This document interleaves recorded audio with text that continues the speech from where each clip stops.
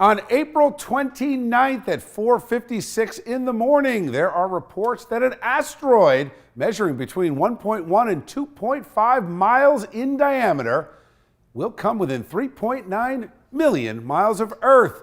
Is this a doomsday scenario or nothing to worry about? We're going to go to an expert. Let's bring in the chief astronomer with the Franklin Institute, Derek Pitts. Derek, welcome to Chasing News. How are you? Thanks for having me, Bill. Great to be here.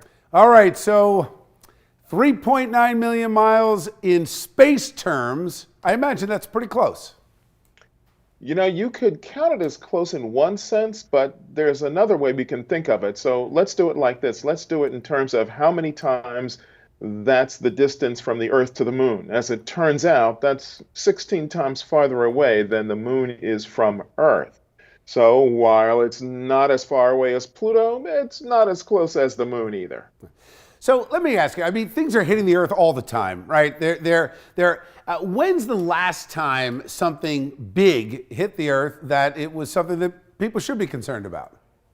Well, the last time there was something that really impacted Earth was 50,000 years ago. This is a really major object that struck the Earth 50,000 years ago that created the big meteor crater that's out at Meteor Crater, Arizona. That's a pretty big one. Now, just a couple of years ago, there was the meteor that fell down into the Earth's atmosphere over Chelyabinsk, Russia, and that causes a huge furor because it shattered windows for miles around, and actually a small piece of it was found in a nearby lake, but it exploded in the atmosphere above the ground.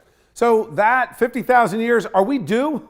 Not really, because what's happened over the years that the Earth has been here is that all the planets of the solar system, particularly Jupiter, have been sweeping up a lot of the material that has been left over from the beginning of the solar system that earlier in the Earth's history did cause a lot of impacts and problems for the planets. This is long before life came up on the planet, and some afterwards, as we know from what happened to the dinosaurs some 65 million years ago.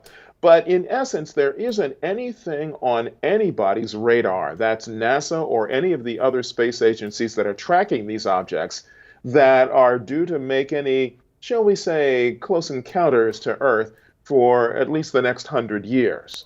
So keep your plans for this summer. We're going to be just fine. Thanks, Derek.